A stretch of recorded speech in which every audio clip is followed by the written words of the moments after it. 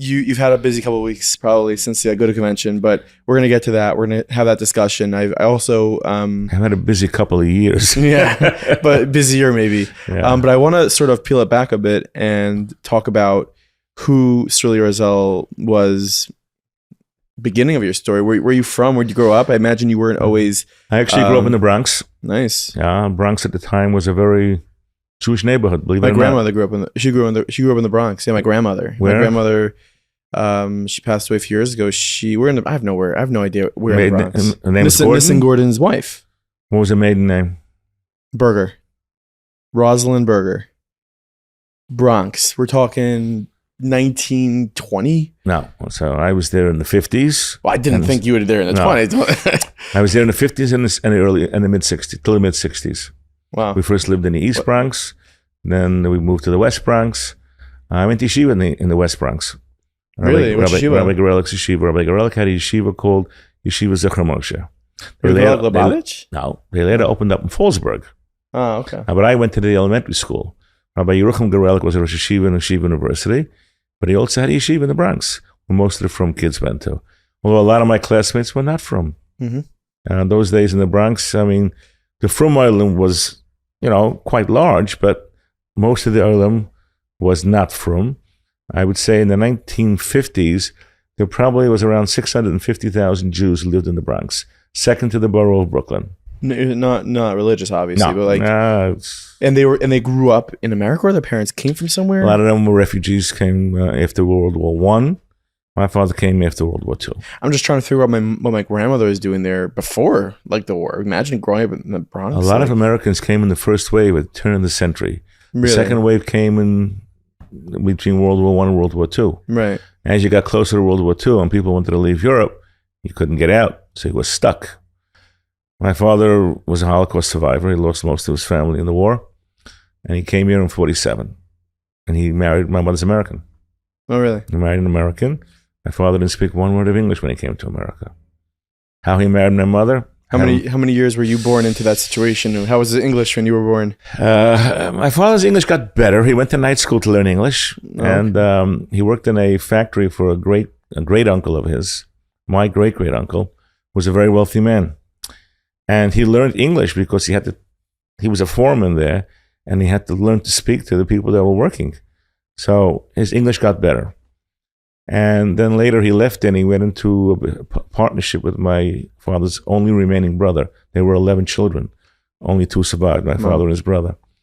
And he worked in a knitting factory, and that was his business. And all his factory workers, maybe 10, 15 people, were all Hasidish. So he started to speak only Yiddish to them. So his English got a little schwach here and there. No, but he was able. Yeah, I always think about, like, imagine surviving the Holocaust and having to come and have, like, everything else seems minute. Like, you just survived this crazy atrocity, and now you got to learn English and Yiddish and work. So my father was a Polish. He lived in a city called Bendin, which was about 15 kilometers from the German border. So he suffered from the first day. I mean, wow.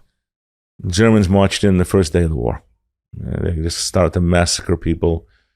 And he managed to stay out of the concentration camp till about 1943. But he was in the ghetto. And he told me at the time that had he known what the concentration camp was about, he probably would have gone earlier. He would have volunteered because the ghetto was terrible. It's not something we hear often. No. Well, in the ghetto, there was just no food at all. We just starved to death. Right. It was locked in from all sides. He says in a concentration camp, at least once a day, you got a piece of bread. They gave out a soup, which was more water than soup. And if the horse died in the camp, it was a big yontif. They would cut it into pieces and they would throw it into the soup. And everybody would fight over the small pieces of horse meat. And then I got one coffee a day. He said it looked like mud, but it smelled like coffee. But that was it. How did he survive? He was there 2 years. He was quite young. It was forced labor. How old is he? He was at the time when they took him to a concentration camp, he was about 21. Wow. And he was there with his one brother who survived. And my grandfather, that's his father, showed up as a transfer from another camp a few months after they arrived. And they all survived together. Really? So it was unusual because them three survived. My And grandfather, your grandmother. my grandmother was taken to Auschwitz with 9 little children because they were young. The oldest one couldn't have been more than 15, and she probably was killed 5 minutes after she arrived. They came to America. He came to America in 1947. Married their mother in 1950. They had the first child in 1950, December of 1950. It was my brother. He passed away at the age of 39. And I was the second child. I was born in 52. And I had an interesting life. In 55, I had polio. Wow. And I survived. At what age? I was 3.5. You were 3.5. You had polio. Yeah. Was that like the polio epidemic then? Yes. One of the biggest in New York City history. So you're living in the Bronx. You got polio at 3.5 years old. I landed up in the hospital. The vaccine actually was around. It had come out several months before I got sick. But you couldn't get it that easily. Mm-hmm. And also people were afraid to take it. Because the original vaccine was called the Salk vaccine. Sounds familiar. The original vaccine, they injected into your arm a real live virus. And people said, are you crazy? Right. You're going to put polio into my arm? No way. The COVID vaccine is different. It didn't have the virus that they were injecting into you. It worked on a different premise. So people didn't want to take it. People got sick. But by the time 1957 came around, you couldn't find a polio case in the entire United States. But I was one of the lucky ones. A lot of people in the hospital that I was in walked out with braces, deformities. People lived in iron lungs. People died. Hey, everybody. Welcome to this episode. We just jumped in this week, and that's what I want to do from now on. So hope you enjoy that. No ad at the beginning of this episode. But this time, I'm asking you a question that I want to see you answer in the comments. And if you answer it, we are going to pay for tuition for your entire family for a full year. No, I wish. I really do. I really do. Hopefully, when we lower tuition, we'll be able to do that. But we are giving a Hanukkah Geld prize, $200 prize to someone who answers below in the comments, who is one person historically in Jewish history that you would want to have a meal with, that you'd want to dinner with. Who would it be? It could be Lord Rabbi Jonathan Sachs. It could be Yosef. It could be Yaakov Avinu. Who is it? Comment below for a chance to win big. Go ahead, comment below for a chance to win very big. This episode is sponsored by my friends at PZ Deals. Yes, easy as that. Head to the App Store, download the PZ Deals app. On the app, you will see a banner talking about the chance for you to win a free car lease. Yes, it's real. Click on that and follow the instructions. Guys, PZ is paying for a car lease. How awesome is that? For free. All you got to do is follow their easy instructions. No money, no credit card, nothing required. Download their app today. Enter the giveaway. Guys, the drawing for that car lease is just 2 weeks away. Now is the time to enter. And when you download the PZ Deals app, something really cool happens. You know what that is? You never end up paying full price again. So head to your app store and download the PZ Deals app. This episode is also sponsored by my friends at Colel Chabad. Yes, I have this Pushka over here with me at all times, and I put tzedakah in it, but most of the time, I just do it on my phone at the Pushka app, pushka.cc/meaningful. Download that Pushka app today. Cha-ching, give some tzedakah. Colel Chabad is an incredible organization. We're so happy to be partnered with them. Now, enjoy this episode with Sruli Orzel that we already had jumped into. It's a long one, but we discussed so many important topics. If you want to know more about Sruli Orzel, just read down below in the bio, and we're going to get you right back to this episode now. I'm sure you don't remember much from being 3.5. I remember only a few things. I lived in the Bronx. We moved out of the East Bronx in 57. And when I started yeshiva, I went to Yeshiva Spring Valley by Rabbi JKaraoke. It was actually, Rabbi JKaraoke was our neighbor. And my father was about to fill in his shul. Oh. So anyway, I was there until 1965 when I graduated. Graduated at elementary school. So 8th grade. And I went after that to Ohr V'Daas in Williamsburg. Oh. Ohr V'Daas was in Williamsburg at the time, not in Flatbush. Wow. So That sounds over there. We had to like a contradiction to what Ohr V'Daas really is. At that time, Williamsburg is not what it is today, number one. And Ohr V'Daas was in the terrible part of Williamsburg. On the way walking from Marcy Avenue to the yeshiva, if you didn't get beat up, you had to bench gomel. It was like, forget it. The Puerto Ricans attacked us every day, forget it. And we were there until 67, then we moved to Flatbush. So interesting. We hear this a lot of people who grew up in this time and what you had to deal with just walking in the street. Obviously, that's not what we deal with. Kids now growing up don't deal with that at all. They have different challenges. But I can't even imagine where you walk to school and you're probably going to get beaten up. Every day kids came in with bloody heads. Was it because you were Jewish, or just they were just anyone that would be beaten up? No, mostly they hated the Jews, obviously. Anti-Semitism was around then. But these were all Latinos. The black population wasn't so big that time. Not really. It was more Spanish. Right. I remember Gottlieb's restaurant, Williamsburg. Well, they opened up, I think, the year that I came to Williamsburg to Yeshiva. Wow. Yichus. They used to run a lunch special for a franc, French fry, and a bottle of soda. Can I guess the amount? How much? 25 cents? Not bad, 35 cents. Wow. But you know something? I couldn't afford it. My father gave me $50 a week. Wow. $50 a week was not a lot of money. He wasn't a rich man, my father. But 50 cents a week, if I didn't like the lunch that the yeshiva gave, there was a guy who made tuna fish sandwiches, or he sold danishes, and it would cost a dime. So I had enough for 5 days. 50 cents a week. That's it. And Gottlieb's, you know what a hot dog, French fries, and a soda would cost today? Probably around $10. Probably $12. All right. That's insane. Most of the kids couldn't afford it. Only the rich kids were able to afford it. And I had to save up for a couple of weeks to get a lunch special. I'm sure it was worth it, though. You're still you're in Williamsburg at this point, right? The first pizza shop opened up when we were just about to leave to Flatbush. I think it was called Williamsburg Pizza Shop opened up. 10 cents a slice. A slice was 15 cents. Wow. Well, that's never going to happen again. No. I remember soda for a nickel. Wow. And you couldn't buy soda in the store. You couldn't buy a can. There was no cans. The day Kennedy was shot, 1963, everybody knows where they were. My mother was taking us to buy suits for my brother's bar mitzvah. And I was a sort of a cranky kid. I was 11 and a half at the time. And I said to my mother, Ma, I need to have a Coke. So we passed by a candy store, which is where you bought the Coke. He went inside the store, and there was like a stool in front of a counter. And the guy would ask you, do you want a large size or a small size? Small size was a nickel. The large size was 7 cents.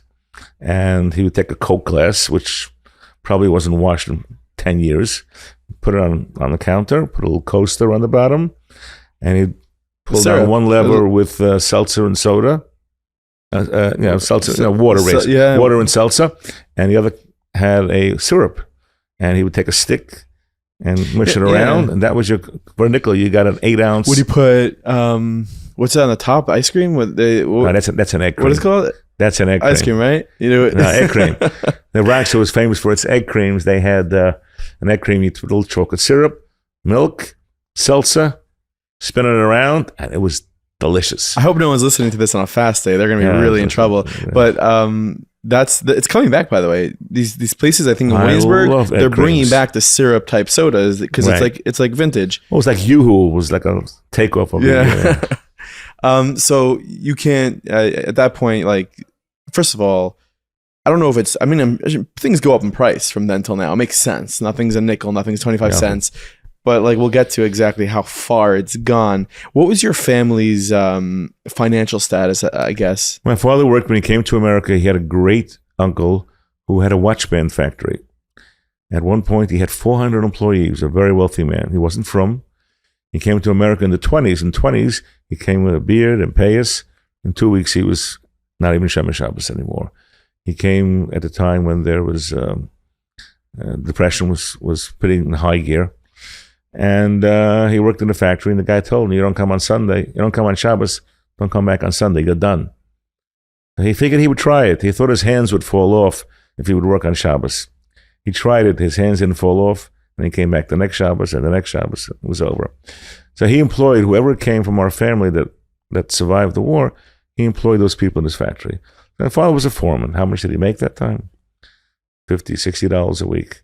Which wasn't a bad salary. Right. The rent was about $47 a month at the time. For your home. Yeah. We lived in an apartment in the Bronx. And he worked there probably until the early 60s. Then he joined his brother, my uncle, in a knitting company in Long Island City. He wasn't a rich man by a long shot. He made a living, but didn't even own a car. He had a car for 1 year, couldn't afford it, and said, forget it. It wasn't a great driver anyway, so it didn't make a difference. He used the subway and he used the buses. It was fine. He was a real Altaheim Polish type of Yid and didn't have a high standard of living. But we weren't missing anything. I had friends that were much wealthier than we were. The only thing they had was maybe a little nicer house. Their father may have driven a car. We wore the same suits, same clothing. Did your father... The kind of keeping up with the Joneses in those days didn't exist by comparison to what it is today. Yeah, I imagine like really you're not so far post-Holocaust that excuse me for lack of a better term, that lack of pettiness. I mean, that pettiness didn't exist. I was born 7 years after the Holocaust. That's. Did your father talk about it a lot to you guys? He didn't talk a lot. I had to schlep it out of him. The best time to get it out of him was usually by the Seder. Pesach. Yeah. And I remember that my daughter, who at the time was about 8-9 years old, and we went for the Seder to my parents. And my father related a story that in the camp that he was in, this is 1945, it was a few weeks before the liberation when Pesach came out. And they hadn't seen food for about a week or two. They were starving. And so happened to be on Erev Pesach, they received a ration of bread. But they couldn't eat it because they had to run out. They were pushing them out. They were building fortifications outside the wall of the camp because the Russians were advancing and the German guards knew that they had to have a fallback position. Yeah. So they dug ditches in the front. And they came back at night. And of course, they were starved. And the 50 or so from people in that block cell decided, listen, it's Pesach, let's say the Agudah. Whatever they knew by heart, they said the Agudah. And came to the bracha of Achilas Matzah, they took out the piece of bread and they ate it. And my daughter, who was 8-9 years old, looks at my father and says, I think Zaidi's losing it. There's something fishy here. Achilas Matzah, bread. What's going on here? She says to my father, are you sure that happened? My father said, yeah. Said, okay, I get it, Zaidi. I hear what you're saying. But what did you do for Murrer? And my father, with a twinkle in his eye, said, there was no shortage of that. But it was a true story. Yeah. He used to ask my father, because I used to read in a lot of Holocaust literature that people were able to stay away from chametz on the entire Pesach. He says it was impossible. Yeah. Unless you worked in the kitchen and you had access to potatoes or other things that weren't chametz, no way.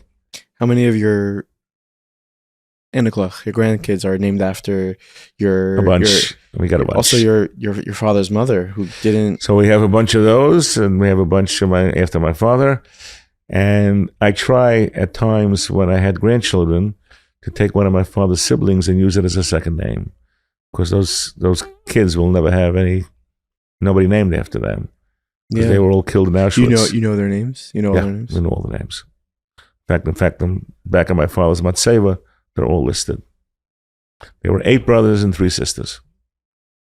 It's something that we tried doing at Meaningful Minute, or tried.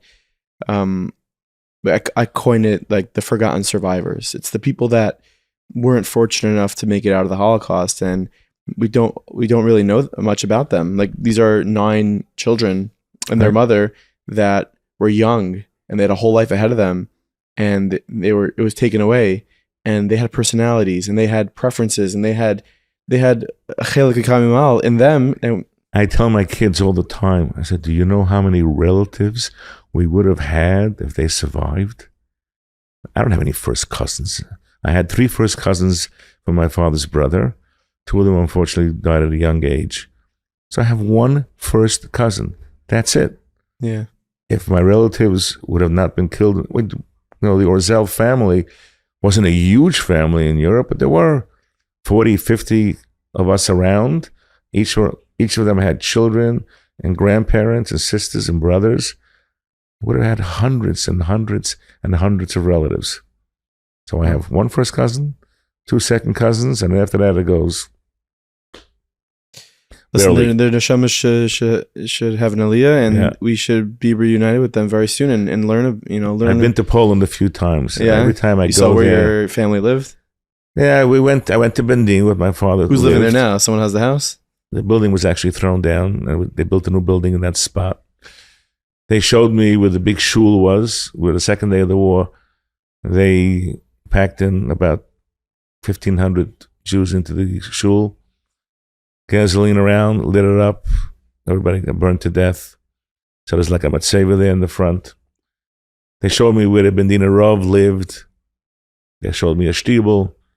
Other than that, there's not one Jew living in Bendin. There was about 20,000 Jews before the war.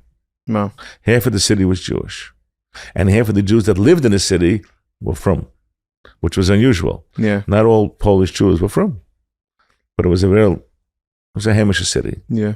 The Ger Rebbe's son-in-law was the Rav in Bendin. The Imre Emes was a brother-in-law, and the Sfas Emes was the father-in-law of the Rav in Bendin. So it was it was a good city. So at what point in your life did you, it's my understanding you moved to Queens with your family at some So point? we moved to Queens in 1967. The Bronx became... So you're like right out of you finished high school, I was 67? in high school already. I was second year high school. I was staying in a dorm in Ohr V'Daas in Williamsburg, and then I stayed for 1 year in the in Flatbush. Mm-hmm. And 1 year I said, the dorm was so bad. I said, let me try traveling. Mhm. That didn't work out either. But once we moved to Flatbush, the dorm was more normal. Yeah. It was we had a new building. I think we had a bathroom in the room. Otherwise, in Williamsburg, there was only a bathroom in the hallway. It was a public bathroom. Take it or leave it. And when you got up in the morning, if it was all occupied, you had to wait your turn. Yeah. And we had a room. There were 4 people in my dorm room. I don't think the entire room was more than 8 by 10. In the morning when we got up, we had bunk beds. We had to have shifts getting off the beds. That's So interesting. then we moved to Flatbush at the time. And The school moved to Flatbush? yeah, sure. Okay. But you were 67. living in Queens. I still live in Queens, yeah. And I graduated Ohr V'Daas in 1969. Okay. I was very one of the nice. younger graduates in the class. Did the Mets win that year? Mets won the World Series? 67? Six- 69? six- Yeah, 68. you're right. Yeah. 68. 68. 69? 69? 69. That was the last one, right? No, And 86. I wasn't a Mets fan. I was a Yankee fan. Oh, okay. Well, you got plenty more of those You know, after. you know what your bleacher seat costed in New York in the Bronx? 50 cents. You're torturing people by saying this right now. The grandstand seats were 75 cents. And the... Those are for the wealthy kids. a little more money. What about legends? They didn't have legends those days. They had what they call reserved seats Yeah. for $1.75, and $2.25 was a box seat. Wow. But I watched Mickey Mantle play. In person. Yep. Wow. And That's I cool. watched Yogi Berra. And if I couldn't afford the ticket, my father would give me 15 cents, and I would buy a token in the subway. And at the end of the platform, if you look to your right, you can see the whole game for free. That's During the World Series, you couldn't even get into the subway station because Wow. everybody was looking to get to the end of the platform. My father always tells me we grew up in Crown Heights how Ebbets Field was Ebbets like Field. down the block, and Friday night they just like would hopefully a ball would come get out of the stadium. When I used to pass by Ebbets Field, because I went to Yeshiva from Queens to Ohr V'Daas, which was in Flatbush, we went through Brownsville. Mhm. So we passed by Ebbets Field. And at that time, though, Ebbets Field was a housing complex. Oh, The really? Dodgers had left. Oh, really? The Dodgers left in the late 50s. Yeah. But And we they have still the used- Mets. We have I think trauma It was ever called the since. Ebbets Field Apartments. It was a housing project. So you then Eddie, you got married. You're No, living. I went to college first. Where'd you go? Brooklyn College. Okay. Where all these Yeshiva Did you kids meet your went wife to. at Brooklyn College like everyone else at that time? We actually went to college at the same time for a short period of time. But, so the answer is yes. Brooklyn College was very interesting at night. It was all night school. Yeah. During the day, we went to yeshiva. We had to. And at night, there was Ohr V'Daas, Chaim Berlin, Mir Yeshiva, Esther Schoenfeld, Beis Yaakov, all in one class. That's There was what it no is. Turo. What were you going for? School. I went for economics and accounting. Do you use that today at all? Well, my accounting knowledge that I never became an accountant, but in business, it's probably most important thing you can probably understand is accounting. And a law degree wouldn't have hurt either. Yeah. But I didn't do that. I started going for a master's in healthcare administration. I got married and dropped out. Uh, That was that. so you get married. You start having a family. are you making good money at that point to be able to? I didn't have a job. I was teaching. That's a job. I taught in the Vini Yeshiva. I started there in 1970. 1970. And I taught in the Vini Yeshiva in Williamsburg, where they paid me about $60 a week. I taught 6th, 7th, and 8th grade. Then I graduated to the Masifta. I got a raise. I was making $69 a week. And I taught there until after a year. I think I taught there until after a year after I was married. $69 a week. So I wasn't making any money. I tried to find a job. Couldn't get one. Nobody wanted to hire me without any kind of experience. I took the nursing home course, which was given in Columbia University at the time. I passed it. I became a licensed nursing home administrator. And about a year later, I got a job, and I was making $200 a week. I thought I was a millionaire. Did you? How many kids do you have? Kids at that point? No, you have not family? yet. Not yet. Okay, I mean, there comes a point where you're climbing that ladder, and then you're sending your kids to school, and you have to pay tuition. So I had it. My first kid was born in 1976. At the time, I was probably making about $200 a week, maybe $225. And I was keeping my head over water. I was able to pay the bills, and my mortgage was only $317 a month. That included insurance and taxes. What was the interest rate? Someplace in the upper sevens, I think. Okay, 7.5%. But a couple of years later, it was about 12.5%. Yeah, my father told me they got their house in Flatbush and probably the same time even. About 1980, interest rates went up to about as high 13, as 14? about 12, 13%. Wow. I remember the bank was giving you 6, 7% on your money, but the mortgage was very, very expensive. But housing prices were lower. I bought my house for $52,000 in Queens. in Queens. I bought a house. I didn't have. After I finished putting down payment, I was left with not a dime. I took all my money that I saved from teaching, and I had some extra money that I had saved up. I think I put down $12,000 or $13,000. Took a trip to Eretz Yisroel for about a month or 6 weeks. Slept in all different kind of crazy places where it was cheap. Came back and started hunting for a job. Wow. And I found one a year later. In healthcare. As I said, somebody hired me as an assistant administrator. They gave you a chance. Yep. Worked in Brooklyn. Was that a good experience? I wasn't there too long because they sent me to the Bronx where he had another facility, but I got a raise. I ended up getting a raise about a year later to $350 a month. Yeah, you were like you were rolling in it. You were, $350. I was a millionaire. Yeah. My first car was an American Motors Hornet. I don't even know what that is. Yeah, there used to be a company called American Motors, and they made only 3 cars. Like out of Detroit, right? Like, yeah, American Motors. There was either General Motors, Ford, and American Motors. They made 3 different types of cars. They made something called the Rambler. You wouldn't know what that is. And they had a car called the Jeep, which later was bought by Chrysler. The Jeeps today were American Motors originally. Then they had the Hornet. It was named after a TV show called The Green Hornet. It only came in one color, ugly green. mm-hmm. And you're like, I want that one. And I bought it from a guy in Shul. It was used. It was so non-frills, there was no carpet on the floor. Linoleum. Of course, no air conditioning. No electric windows, no electric seats, just 4 wheels. But it served me well for about 6 months until somebody almost hit me, a truck hit me and almost pushed me off the Whitestone Bridge. Then I had to get a new car. Yeah.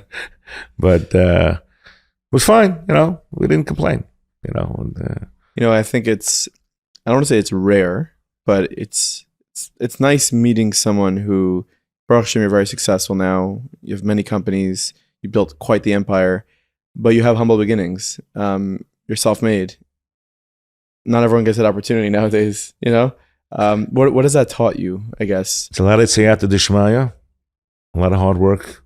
I worked very, very hard when I was younger. When I first went into business, actually, I was an administrator in a facility later on. It was an adult care facility, and the population was all mental health. For 10 years, I plugged away. I was a salaried guy with a couple of bonuses built in between. And then I went into business, and I had a facility in Muncie, which I leased, actually a sublease. That was my first foray into business. And was that the beginning of what you have right now, which is yes. your healthcare companies? Yeah, yes, it was. And when it was a sublease, I actually was going into a business where I wasn't going to earn one dime. My whole future was that there was a lot of vacancies in the facility, and I figured I would fill it up and I'd make money. I got lucky. No luck, but Hashem was good to me. During the time that I was under contract, the rates, what the government paid for those kind of patients or residents in the facility went up about 35%. Wow. So as I walked into the facility, before I did anything, I was making money. It's amazing. Lucked out. I wouldn't say it's luck. There's no such thing as luck, but was that the beginning of I guess tasting a little bit of success for you? You're starting to see. Yes, it was. This is probably in the probably the 80s, no? 85, maybe 87, I think it was. Pretty exciting. I mean, given where you came from. Until then, I was a salaried guy. Here I was making my own money. I worked hard. I eventually filled up the facility, and I did well. And I bought a second facility and a third one. At this point, you said you had your first child in 76, so you have a family. Were there financial struggles with your young family, you and your wife? When my first two kids had to go to school in Queens, I couldn't afford to pay full tuition. So I went down to the tuition committee, and I said, listen, this is what the story is. Those days, they had no forms. There were 3 or 4 guys sitting around the table. They decide your fate. And you give them your story, and they decided whether you could or you couldn't. They asked me a lot of questions, which I found a little bit distasteful. And I decided, you know what, guys? I'll pay full tuition. And I did. Well, they probably feel like they got a W out of that one, You know, I do it differently today. I handle tuition in the yeshiva that I'm involved with. Well, we have paperwork ahead of time, so we know exactly what we're dealing with. And I think we're a little more fair, conscious, what we charge and how we charge. But those days were a little differently. Yeah. And also, if you didn't pay full tuition, you had to go help the yeshiva with other activities. We used to have bingo games. The yeshivas had bingo games. That's so fun. Someone was telling me that this weekend, where they applied for their kid to get into school, right? And they said they wanted a break, and they said you need to do bingo every Thursday, right? And they're also like, our bingo gang, which is the Yaakov of Queens, used to raise at that time, I'd say almost $1,500. Really? That's once a week. That was $6,000 a month, which was $75,000 a year, and that was a lot of money. So what are we doing with our charity campaigns? Let's bring bingo back, and we'll be good. No, I think bingo isn't that popular today anymore. I don't know. We can bring it back. I used to go to the bingo game. I used to help out anyway. And even though I paid full tuition, I used to help out. Oh, my clothing had to be cleaned when everybody smoked. It was forget it. A bunch of older people, a lot of seniors, a lot of, sometimes there was a pot people could make. You end up making a couple $100 sometimes. That's awesome. Hey, we'll be right back to this episode of the podcast. Quick word from my friends at JKaraoke. Yes, Hanukkah is right here, right around the corner. And you want to have this awesome JKaraoke. Hakol mishamayim. Yes. It's all from Hashem, including JKaraoke. Head to JKaraoke's website, order this amazing set that you can now be singing Jewish karaoke with. JKaraoke's website is down below in the show notes of this episode. It's family fun for everybody, young, old, newborns, grandmas, whoever it is, will be laughing and enjoying the fun that JKaraoke brings to the entire family. So today, hit the link down below in the show notes and order yours right now. Use promo code JKMinute. That is JKMinute for 15% off your purchase. Of course, this is not an episode of Meeting People unless you hear from my friends at Rothenberg Law Firm, the most trusted law firm in the world. Over 55 years of practicing. And guess what? They don't get paid unless you get paid. You don't pay them a thing unless you win. So if you have a case on your hands, maybe there's negligence, workers' compensation, there was an accident that happened that you feel, you know what? I may have a case. I may be able to get compensated. Right now, head to injurylawyer.com. Yes, the Rothenberg Law Firm, that is injurylawyer.com. You've seen their billboards. You've heard them on the Mets radio station. You've heard them everywhere. And it's because they are the best at what they do. And now they're here on the Meaningful People podcast. Once again, the Rothenbergs are numero uno in the field. So make sure you head to Rothenberg's website. That is injurylawyer.com. Get your free case evaluation today and make sure you're covered. Make sure you're taken care of. And that's what happens when you choose the Rothenberg Law Firm. Now back to this episode. I don't want to gloss over the journey you had to success. I mean, if there's anything you think worth mentioning, obviously a big chunk of our conversation is going to be about what you said at the Agudah convention and the reaction. I let a group of people know that we're having you on, and the questions are pouring in of the different topics that we want to discuss. But is there anything that you want to mention on your road to success, business-wise, financially? No, I just kept acquiring other facilities, and I was making a decent living, a good living. And later on, I went into real estate and a couple other things, and we've been quite successful. With success comes a lot of responsibility, communal and... So when I moved to Muncie is when I really got into a lot of askanos and that kind of stuff. So when I came here we moved here, I think, in 87. And I had 2 girls at the time, 2 children, and they went to Yeshiva Spring Valley. And I was here, I think, maybe 2 years, and they asked me to be the guest of honor at the dinner. I said, me? I'm only here 2 years. Why me? I don't know. They wouldn't let me go.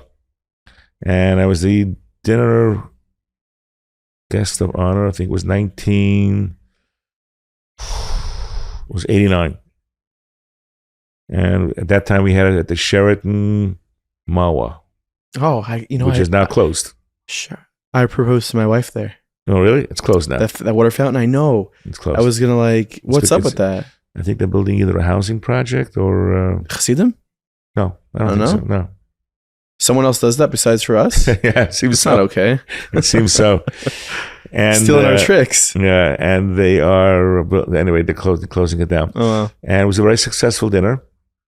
And the next year, they asked me to join the board. My brother, Oliver Shalom, was a part of the tuition committee. In YSV? Yeah, he was lifted the following year, 1990. And I actually took over his spot in the tuition committee. And I've been doing tuition ever since. I've been doing this now for 35 years. Was a part of that, taking over that thing that your brother did, was part of that sentimental for you? It was in the beginning for sure. He was a good guy. Part of the yeshiva building was named after him. The new extension that they built in the mid-90s was named after my brother. He worked on 47th Street. A lot of money was raised on his name. And I later joined the board. Maybe it must have been a year or two later. And about 20 some odd years ago, I became the president. Wow. And I've been the president ever since. So, and that's a thankless position. It's probably not... Yeah, I can imagine you're not really getting much money out of that, but you're getting fulfillment, and it's a lot of work. The way I run the school is much different than the presidents of other schools. Some presidents in other schools, they're on the stationary on the side, and they say hello every so often, and they're done. They come to the dinner. It's my understanding you're there pretty often. Like you asked me, I met you previously. I met you in the school, and that's very rare. I'm there every day, just about. Why? There are things to handle. First of all, I sign all the checks. Oh, wow. So I must sign at least, 500 checks a month, if not more. No, more. 800 checks a month. And I don't even sign the payroll anymore. The payroll was 400 checks alone. You just don't have the time to do it. It's just so now the payroll, I get the printout a day before. I take a look at it. If it looks okay, it gets automatically signed. Wow. Because otherwise I'd be signing 2,500 checks a month. That's a bit much. That's a lot. That's a lot. So recently you were by the Agudah convention, and you're sitting on a panel with, I believe it was Shlomo Soroka and Moshe Bender. Moshe Bender, right. And this clip got passed around. I don't even know what the question was. You want to take me through sort of what the question was and your response? There was a syllabus that was given to me, an outline of what we should discuss. And the problem is that tuition today is a very difficult financial part of every frum family. No matter where you go, no matter what yeshiva you're going to, tuition is just an expensive part.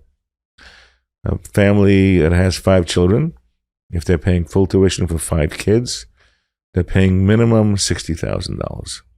Minimum. Do they get a discount with those 5 kids? Depending what their income is.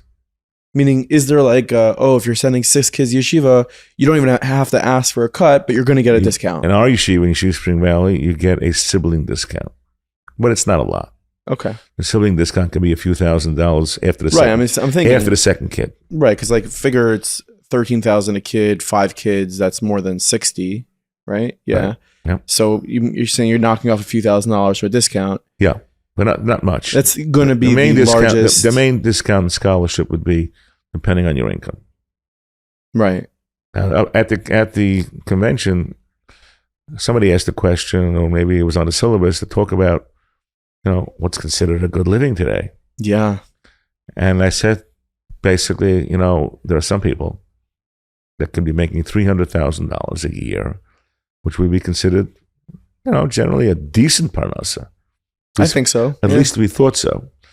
But if you take it apart, there's not much there. And very simple. For those who didn't see the clip, let's take it apart. Yeah. Let's say you're making $300,000 and you're working for a major company, which means you're W-2. It means everything is on the books. Yeah. Figure you're in the 35% bracket. From $300,000, you're coming home with maximum $225,000. That's on a good day.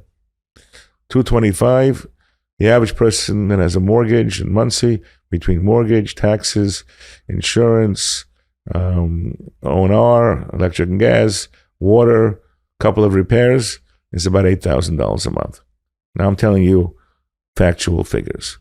Some people will pay 10, some people will pay 7. Average. But the average is about 8. So that's $95,000 a year.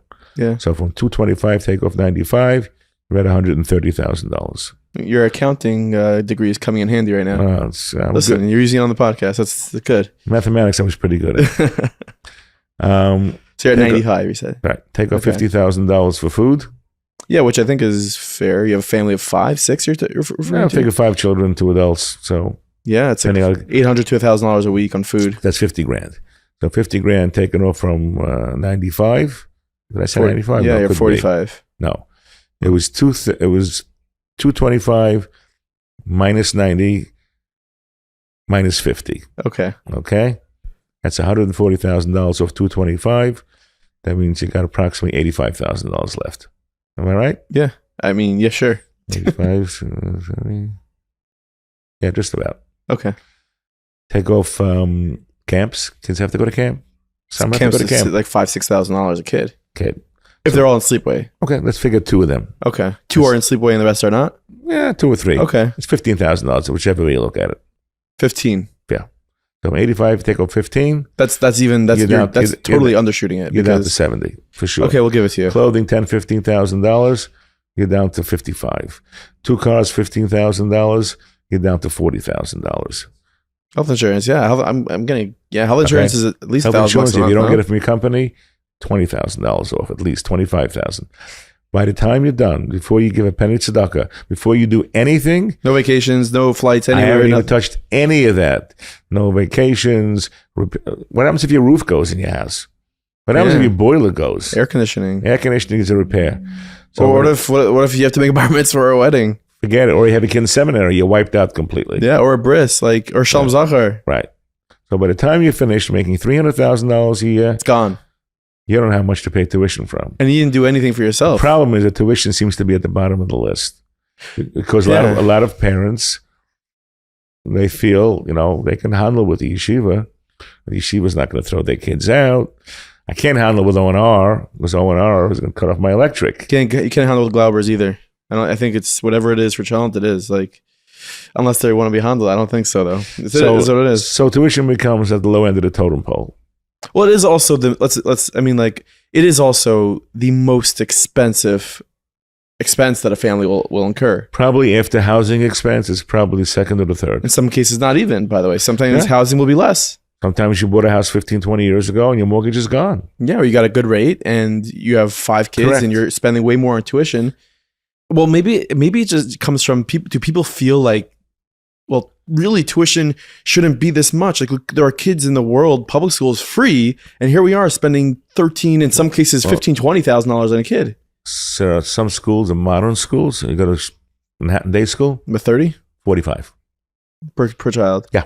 And if you can't afford it, have a nice day. You're not for us. That's the real modern schools. Ramaz, all these schools, they're very expensive. Hasidic schools are a little cheaper, but they're paying less. So they can get away with charging a little less on tuition. Also, there's a kehillah in the Hasidic meisters, and they pump in money on a constant basis. Right. But in the regular mainstream schools, like Yeshiva Spring Valley, the Cheder, Torah Tamima, Ohr V'Daas, all these yeshivas, they're not getting any government grants, not vouchers for sure. Yeah. Government grants there are, and I can discuss them, but they're few and far between. But let me ask you, like, what if someone who's making $300,000? That's not chump change. That's not. I mean, it is considered, like, with the breakdown you just gave. I would say a lot of people who are watching this right now are getting very uneasy and uncomfortable because they are not making 300,000. Like, how many kids are in YSV? How many parents? We have 950 sets of parents. So you have 950 parents. Of those 950, how many do you think are making $300,000? Less than 50%. So that's less than 50% of the entire school can really afford all of that. So someone who's starting out their life, getting into work, it's almost as if the only way that they will be able to live a stress-free financially life is if they're making what is deemed by society the 1%. Because if let's say $300,000 is not middle class. No, that's upper class. A goy who makes $300,000 is a rich man. Yeah. But he goes to Burger King, takes his 1.5 kids and a dog. Public school, and maybe private school if they want even. He has one suit for weddings, funerals, and any other kind of events.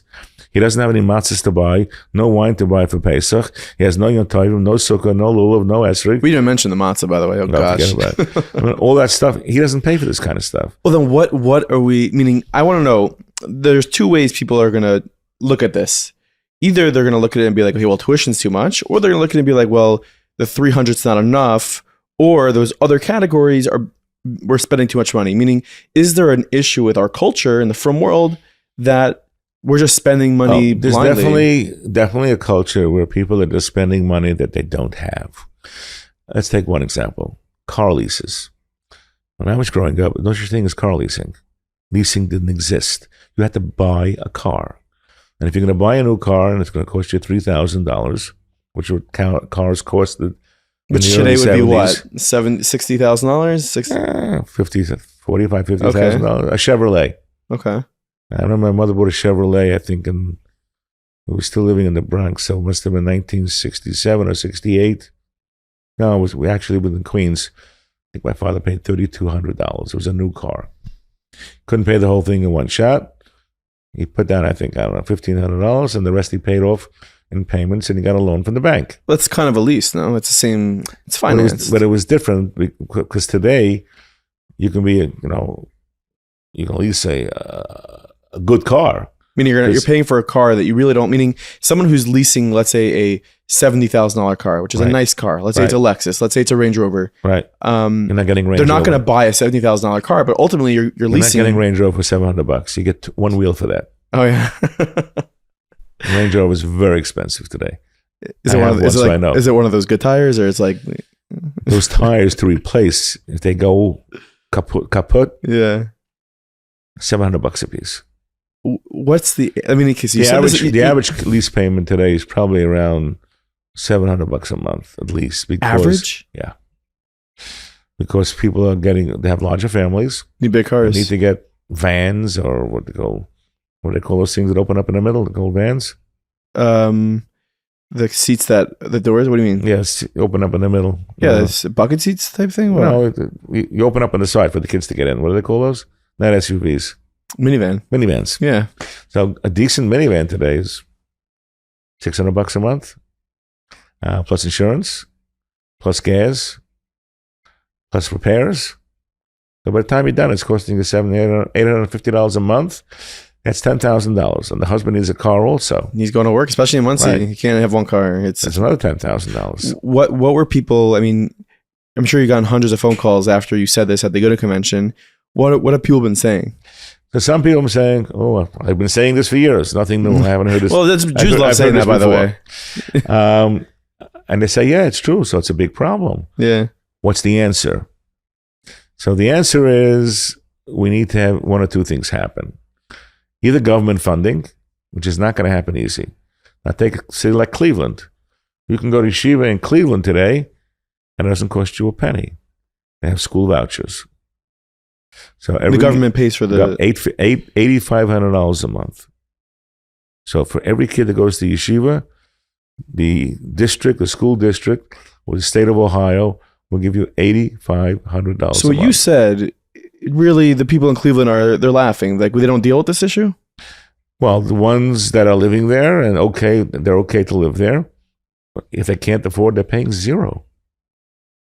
And they're getting the $8,500 voucher. I mean, well, think about that person making $300. Like if he was not paying anything with tuition, he's up $50,000 if he has 5 kids.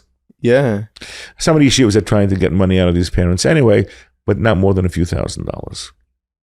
Once they get the $8,500, the money that comes in after from that parent is very, very minimal. In Florida, for example, you know why the Florida community is exploding from people? $8,000 off. No, they're getting less. I think they're giving $6,500. Boca, everyone's going to Boca. Yeah, you don't pay tuition. If you have 5 kids, you're saving $30,000-$40,000. Why stay in New York? Deal with the cold weather. Yeah. So, I mean, I think we could agree, unless you don't agree, that it's not sustainable, really, this track that we're on. For someone to be making that money and not being able to afford. The track gets worse as it goes further. Let's go after tuition. The guy is still making the same kind of money. Once his children get married, he has to help the children. His children have grandchildren, you got to pay for the grandchildren. You got to make simchas. You got to send to seminary. You have children are in Colel. It's not sustainable to make the same kind of money and continue the same standard of living. Hey, we'll be right back to this episode. You know, we're talking about how things are so costly in life in this episode. How, $300,000 a family, can you pay for everything that way? I don't know. It's really an interesting conversation, which we'll get you back to in a second. But something that maybe you don't have to pay for is a trip to Israel for 6 nights, 7 days, for 6 people, your entire family, perhaps. What? That's possible? For free? Yeah. All you got to do is enter the A Time Israel raffle. You can buy a ticket for $54. You can buy 5 tickets for $180, or you can buy 25 tickets for $500. All you need to do is visit atimeisraeltrip.com. That is atimeisraeltrip.com, or hit the link below in the show notes and get your raffle tickets. How incredible. You get the inbal all paid for, 6 nights. You get the flights for 6 people. You get the car. An amazing trip all planned for you. But you got to be in it to win it. Make sure to enter the raffle today. And while you are entering this raffle, you are supporting an incredible organization that is A Time. We'll be right back to this episode, literally in just 30 seconds. A quick word from my friends, Tavito.com. Tavito. Hanukkah is almost here. And the perfect present for your kids, for your nieces, for your nephews, for your family is Tavito. Give the gift of kosher entertainment. Give the gift of stuff, of values that are important to you. Not Coco Melon. Not Peppa Pig. Out with that stuff. They don't have your Jewish home in mind with their content. And you really can't take your eyes off your kids when they're watching that stuff, honestly. But you know what you could do? You can trust my friends at Tavito. They're incredible people, first of all. Okay? I've been working with them for a while. They do an amazing job making content. Kosher content for your home. You don't have to worry. You'll be proud to hear what your kids are watching. You'll be more than happy with it. So head to Tavito.com right now. Use promo code MM10 for 10% off your purchase. If you're a bubby and you're listening to this, maybe a Zaidi, here is your chance. Here's your opportunity to be the favorite one. Head to Tavito.com. You're probably already the favorite because you make amazing potato latkes. I know. But be the bester, bubby. Bestest. How about that? Tavito.com. Use promo code MM10 for 10% off. Tavito.com. Can we talk about seminary for a second? Oh, don't get me going on seminary. No, I think I heard recently that seminary is a story. The average seminary student costs the parent $40,000 a year plus. Seminary is taking about $30,000 to $35,000. Then you're talking about the tickets, back and forth. Food is terrible. You got to give money to the daughter. It's amazing. They charge so much money in these seminaries, and they're still giving food that's not edible. Really? And they send you away for Shabbosim. They have to find a place to stay. So they're only open 1 month, one weekend out of the month. In either case, seminaries is a great business. I was thinking of starting my own seminary, really high level, charging $300-400 for every applications. With every application, some schools do charge that. Yeah, but nobody gets in.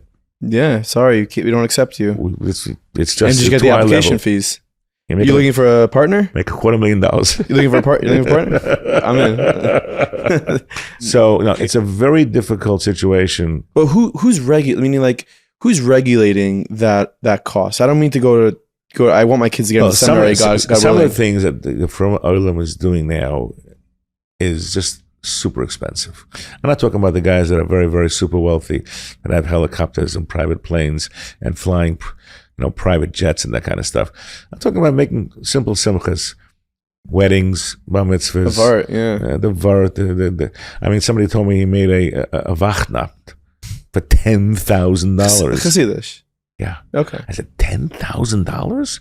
What did you give? Do they have that money? Were they well off? Some do. Okay, so but the problem is there's so much pressure, and the keep up with the Joneses is very, very prevalent amongst Chassidim especially. And my neighbor just made a bar mitzvah, and it costed him so much and so much money. He went a weekend. He went to a hotel. A weekend bar mitzvah in a hotel, which was very common in my days, costed $150 a couple. You know what it costs today? I'm not talking about anything fancy. Minimum $1,000 a couple. Minimum. And that's for a plain chicken dinner. But just back to the seminary thing for a second, because we can, I think if we figure this out, we can kind of apply it in different areas. Is there anybody regulating these prices, or it's just someone wants to make money and they charge whatever they want? A lot of people put down on the scholarship forms seminary, and they're saying it cost me $40,000. And that's why they can't pay full tuition. And I call them in and I say to them, wait a second. So you're sending a child to seminary, and you want me to beat up all the other parents that are in the yeshiva and pay for your daughter to go to seminary. Is that fair? Well, why do you ask the seminary for a scholarship? Seminaries don't give scholarship. You don't want to come? You can't pay? Don't come. They have plenty takers. It's a business. That doesn't seem okay to me. Is that not okay? Meaning that it seems like... It's a private business. They can do what they want. A lot of yeshivas are also private. I know, but business. we deal Yeshiva with... Spring Valley, by the way, is one of the only schools in Muncie that's not a private business. Some of the schools here in Muncie, as well as in Lakewood, they're a private business. If you go to a school in Lakewood that's owned by a particular... What differentiates between one that's run by a board and one that's run? There's no board. There's do what they want. Some of these private schools, there's one guy making decisions, and that's it. If he wants to pick himself up and go to Eretz Yisroel and sell his yeshiva and sell it to Joe Schmo and take $5 million, he can go. So there's no one person who owns YSV, the building. It's all owned by a board. It's not owned by anybody. It's a independent school with a board that makes decisions. Right. There's no benefactor. No. Okay. And all the seminaries have a direct benefactor. They're all privately owned. Do you think that's... And 95% of them don't give scholarships. If you sent your kid to Lakewood or to Canada or to Borough Park on a seminary, the cost would probably be... Probably a quarter. About a quarter of it. But, I tell people, why do you have to send Eretz Yisroel for? Well, again... you know what they answer me? The majority tell me, if my daughter doesn't go to seminary in Eretz Yisroel, I'll never be able to make a shidduch with her. And you know something? They're partially right. I know. We're not going to play God here and say this person, because Hashem is the ultimate Reifei Chaylim and Mater, everything. I'm just saying that there is truth to that. I'm not saying, this person's not going to get married, but if a girl doesn't go to seminary in Israel, there's a question: why didn't she go? And so you're right. A lot of it is perception. My first daughter did not go to seminary in Eretz Yisroel. She didn't want to go. A lot of her friends stayed home, and they went to Turo. And they went to Breuer's seminary. How many years ago was that? 30. It's a different time. But you want to hear something? Shat Chanim were calling when she was ready to go out. What seminary did she go to in Eretz Yisroel? I said she didn't go. And they would ask me, is there something wrong with her? She can't separate from her mother. So now the difference is they don't even ask. They assume that there's something wrong with her. Wrong. And they don't even read it. So we just established that there is this cost in a family seminary that is an insane price. It's not being regulated by anybody. People are making money off of it, which is nice. I'm all for people making money. I'm a capitalist. But we created it to be this thing in the life that if you don't do it, it's going to affect the rest of your life. What is a family supposed to do? You have back-to-back girls who are going to seminary. You're talking about $40,000 each year that's going to seminary. Correct. What happens if one year everyone just said, you know what? We're not going to seminary until they regulate these prices. What happens? If they would go cold turkey and not send their kids for 1 year, I think the seminaries would learn a little bit of a lesson and they would cut their prices to a reasonable number. What do you think a reasonable number is? Meaning, are they this high because of inflation? I think seminary should be no more than $20,000. So we're talking about half. All right. Listen, the seminaries make a lot of money.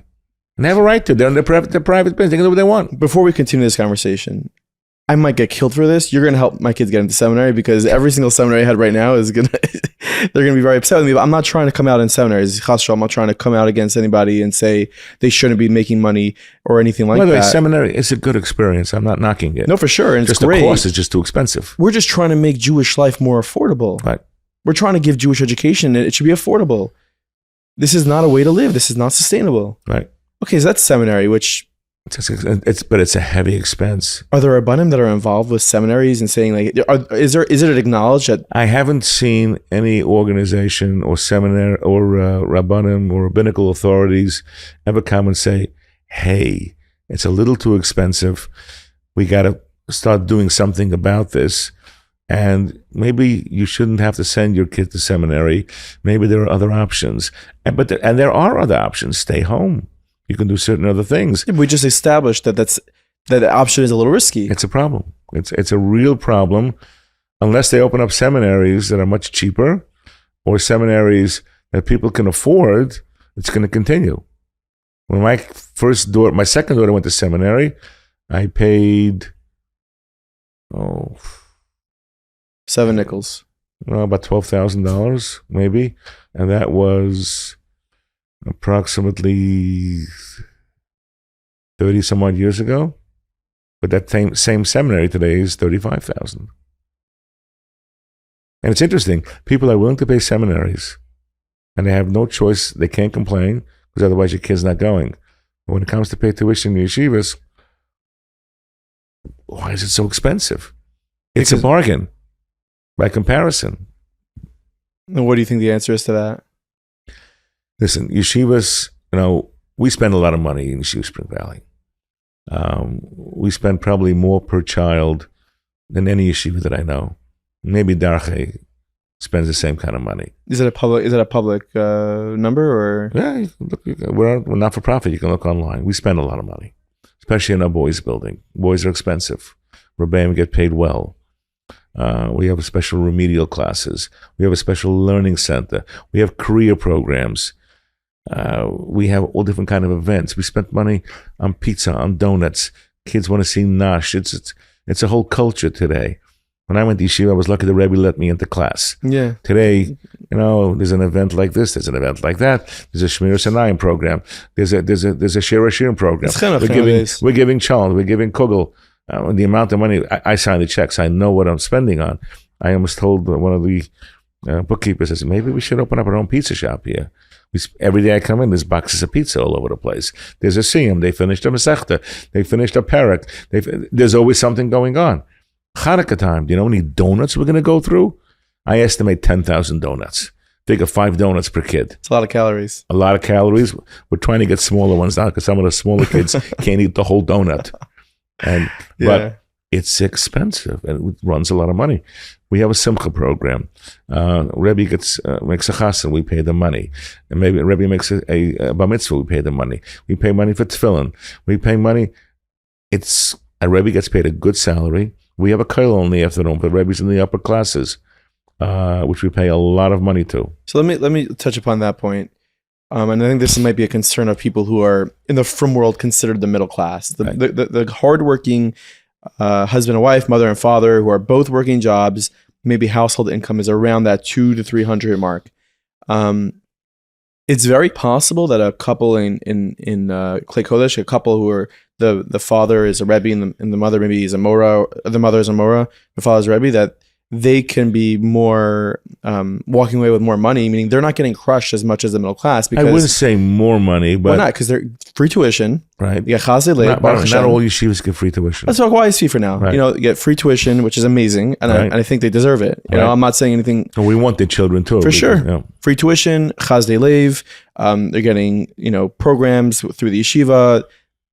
They might walk out. They might be less strapped than the couple who are both working in the. In some cases, maybe yes, but teaching a class is not an easy task. 100%. I think we need more BAME, and I think I'm an advocate for BAME. Have you ever taught a class of kids? I was a counselor in camp for like 16. So multiply that by about 6 times, because it's 5 times. It's 10 months a year, and teach them stuff in a class. Very, very difficult. No, I think that BAME should be paid more. Their flat salary is not crazy. I'm not going to say on the podcast what they're getting paid, but yes, they get paid extras, no question about it. Their wives can teach also, but some of them can't teach. They have large families. The average Rebbe has a family of 6, 7, 8, 9, 10. We have Rebbeim that have 12 and 13 kids. I know, but I'm saying is listen, these Rebbeim are amazing and they deserve every penny. I think they deserve to get being paid double. I mean, we're all in the work world working, and they are teaching our kids Torah, which really it's our responsibility, but they're doing it. They deserve everything they're getting plus more. And I've told Sarai Bender, Rebbeim should be making way more. But there is that awareness, and we're cognizant of the fact that they're underpaid, and we have to have respect for them. The couple that is hard at work, who's advocating for them? Maybe RSK, maybe Matis Gilbert from RSK. Yeah. They're trying to. I'm meeting him on Friday. Oh yeah, he's a great guy. We had him on this thing. I know they have this financial coaching thing, that people should sign up for. He told me an amazing story. He told me that he has people that are coming to him today that are making between $800,000 and $1 million, and they're still coming for advice on how to spend their money. Do you think that it's hard? Do you think that with the more money, like that much money, it's harder? Some people who make a lot of money, they're out of control. They don't they're spending on God knows what. He told me some people have like $30,000 a month in credit card bills. Yeah, and that's a cultural issue. I've seen people come to me for tuition breaks, and they show me what they owe credit cards. I cry because they're not even paying the bill; they're paying interest on interest on interest on interest. And you attribute that to solely keeping up with the Joneses? Is that what it is? Some of it not. Some of it because they can't keep up, their style of living, even if it's a middle of the road kind of living. They just have to fill in the gaps by getting either loans from banks or money from credit cards. It's a condition that's spiraling out of control. It's a condition also that many people are not making a living, even after they're married, whether they're being in Colel. And Colel is a wonderful thing. For rich people, it's terrific. The kid can sit and learn. The father sends money from America, and if you can afford it, it's terrific. But if you can't, and you're still learning in Colel, what does a Colel young man make? Not a lot. $1,000 a month, if they're lucky? If they're lucky, depending which Colel. So, but that is right now looked at in the shidduchim world, that's looked at as the most, if a guy's learning, that's the best. And if they're working, they're looked at, I was in shidduchim not too long ago. I'm married 5 years. If you're working, you are kind of looked at as ay. And if you're in yeshiva, you're looked at as, this is a ben Torah. But we're just talking right now, and we're saying how if you don't have the funds to if you're not wealthy, you're not going to be able to live. It's a great thing for kids to be in Colel. My own son learned in Colel for 8.5 years. Okay? And he accomplished a lot. Yeah. And many guys who came to learn in Colel in Eretz Yisroel, they didn't say how long they're going to stay. They'll stay this long. They'll stay that long. Most of his friends were gone within 2 years. And they went to work. Now, some of them had parents that could afford, and some of them had parents that could not afford. But they chose not to sit and learn anymore. It's a wonderful thing if you can sit and learn, if you can afford it. Now, take a guy who learns in BMG. He's married 2-3 years. If he hasn't got anybody that's backing him with money, he's taking every single program that he can possibly get his hands on. His wife is working. Kid goes to daycare if they have a kid. And it's a very big struggle. But the real Kollel life, no one ever promised that he's going to have what they say in Yiddish, golden glicken, which means they're not going to have a golden lifestyle by sitting in Kollel. You have to be okay with, and that's the way it is. Yeah, listen, years ago, if you were a Kollel, now years ago in my time, when I graduated Yeshiva and my friends got married, the percentage of boys who went to Kollel, less than 5%. Today, it's probably higher than 85%. Well, again, there is this pressure where people, maybe even if they're not even like, maybe if, I don't know, I want to be respectful on this topic. It's very important, but it is the lichatchila in our circles. The first question they ask me when a shidduch happens to be happening, what yeshiva does the boy learn in? Is he in BMG? Is he in Prager's? Is he here? Is he there? The second question they'll ask is, what seminary did the girl go to? And all these are expensive ticket items. Yeah. But there's a perception out there also. If you learn in Brisk, he learns in Brisk, you know. If he learns in BMG, where there's about 10,000 guys learning in BMG, terrific. If you go to BJJ, terrific. If you represent Tarshish, you're terrific. And these are, you know, hot ticket items when it comes to shidduchim. And if you said, oh, he's working in real estate. Terrible. Oh, he must not be so firm. But it's not true. That's not true, though. Yeah, there are a lot of good guys out there. There's amazing guys. Especially the guys that are 23, 24 years old and not married, and they want to make a living. It's not a crime. It's a responsible thing to do. And it's also, guess what? Those guys probably wake up in the morning and go learn. And before they go to sleep, they learn. That's very true. There are guys that are working and they're getting up in the morning at 6 o'clock and they're learning until 10 o'clock. They go to work at 10 o'clock or 9:30. They work until 5:30, go and eat. They're back at the Kollel at night. There are guys sitting, learning and working and probably doing more hours in yeshiva than some of the guys learning in Kollel. But the serious guys in Kollel are putting in good time, and they're learning. And there's a Yiddishkeit does include the Kollel system. It is what it is. In my days, it wasn't so popular. You know how many Kollelim there were in 1970 or 69 when I graduated high school? Not that many. Right. But Lakewood had about 250 guys. The Mir had about 300 people. Now you could probably add a few zeros to each of those. Yep. I think Lakewood just hit 10,000. In Israel, the cult. I mean, I don't want to get into the whole Israel culture, but it's like Bardock recently put out the sketch about they go to and they sit there with a shotgun and a father, and they're picking out, oh, this boy's top learner. Oh, he has to be the top learner. I'm giving him $1 million apartment.